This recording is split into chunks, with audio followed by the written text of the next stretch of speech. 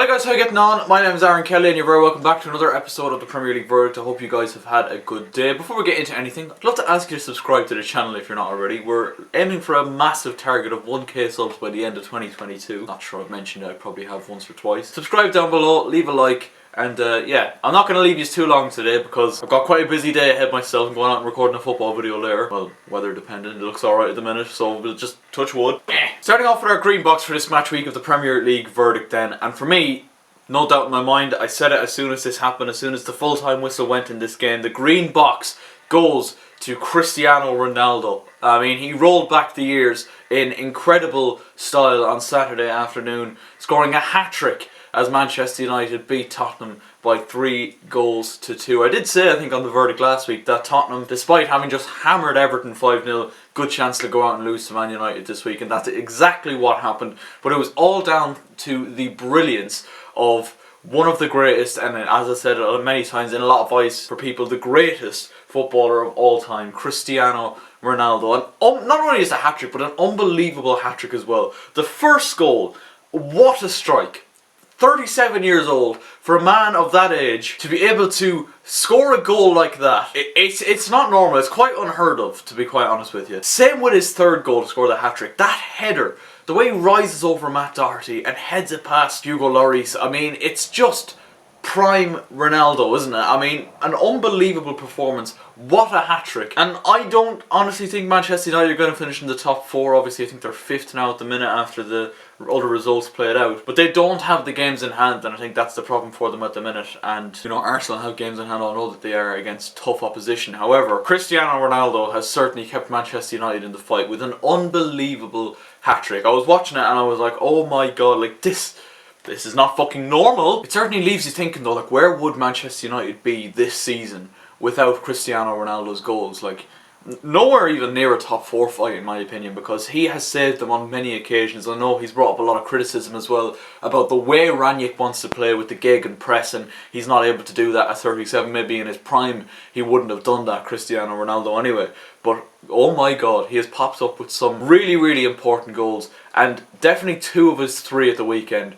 Incredible. Only his second ever Premier League hat-trick. The only other one came back in 2008 during his first spell at Manchester United. It was an unbelievable performance by Cristiano Ronaldo, rolling back the years and keeping Man United in the fight. And really, Tottenham are just so incredibly inconsistent. They're not even to be considered for top 4 now, in my opinion. There was definitely a period where you thought, well, maybe they might challenge for it, but no. Gonna move on nice and swiftly then to our yellow box, and the moment that made me go wow this week. And I'm gonna be talking here from a biased perspective, okay? It's been a tough week as a Chelsea fan. Obviously all the stuff that's going on off the pitch with the sale of the club, but there was talks at one point that the UK government weren't even going to allow Roman Abramovich to sell the club after he was sanctioned. But it does appear now that they are going to oversee the whole selling of the club. It's still a very uncertain time because you want, you know, the sale to happen as quick as possible, and then when that does happen, you know, you're not sure what type of owner you're going to get. But in amidst all that was a moment from Kai Havertz that really did make me celebrate a goal as wildly and just jumping around my sitting room the most since his goal in the Champions League final. I know it's only a 3 PM or 2 PM kickoff on a Sunday against Newcastle United, who I have to say Newcastle are in terrific form and put it really up to Chelsea on the day. I don't think Chelsea had a great game overall. The performance wasn't great, but that moment for Kai Havertz, in amidst all the shit that Chelsea fans have had to see and put up with this week, and have had to experience the worry of what the future may hold for the club, because at the minute still nobody really knows, but it was a lot worse in the middle of last week. Kai Havertz scores this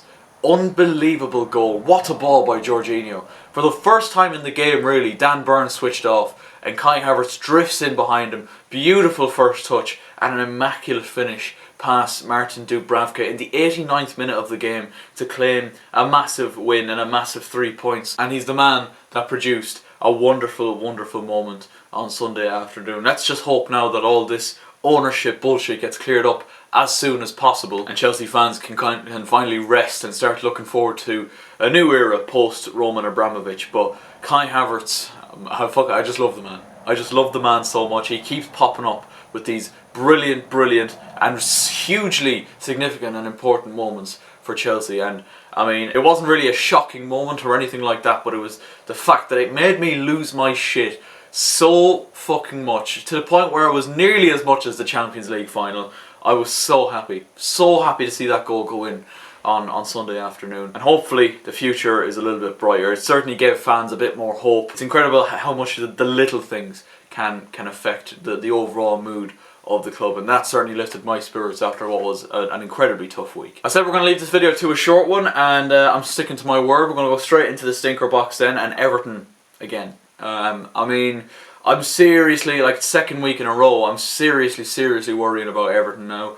Obviously they were defeated by a 1-0 against Wolves at Goodison Park. The Liverpool man, the man who came through the Liverpool Academy, lifelong Liverpool fan, Connor Cody with the goal. I think I would have probably expected Wolves to beat Everton going into that game, but it's the fact that the other results that also occurred in the Premier League throughout the weekend that really do go against Everton this weekend is really what I'm sure would be really hard to take for them. Obviously Brentford with a massive win over Burnley. Obviously Burnley are right down in that relegation scrap as well. Christian Eriksen got an assist for Ivan Toney, by the way. That was a beautiful assist as well. Watford, who I kind of, you know, counted as dead and buried last week, got a big win away at Southampton. They overtook Burnley in the table. I think Burnley still do have a couple of games in hand though. And Leeds, you know, snatched a massive win against Norwich. Joe Gallagher with the goal in the 94th minute, a massive goal, and it's a big problem for Everton now. Yes, they still have the games in hand. It depends on who those games in hand are against, but wins have got to start coming from somewhere, and it's looking rather hopeless for them at the minute, and